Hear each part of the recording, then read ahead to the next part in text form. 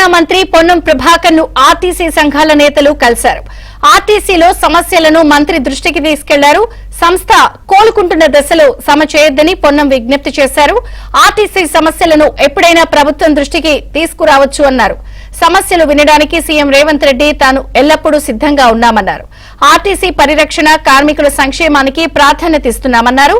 BRS ప్రభుత్వం ఆర్టీసీని నిర్వీర్యం చేసిందన్నారు.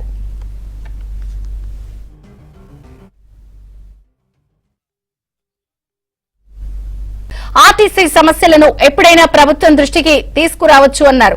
సమస్యలు వినడానికి సీఎం రేవంత్ రెడ్డి తాను ఎల్లప్పుడూ సిద్ధంగా ఉన్నామన్నారు. ఆర్టీసీ పరిరక్షణ, కార్మికుల సంక్షేమానికి ప్రాధాన్యత ఇస్తున్నామన్నారు.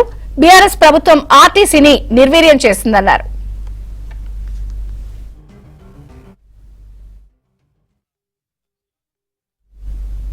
ఆర్టీసీ సమస్యలను ఎప్పుడైనా ప్రభుత్వం దృష్టికి తీసుకురావచ్చు అన్నారు.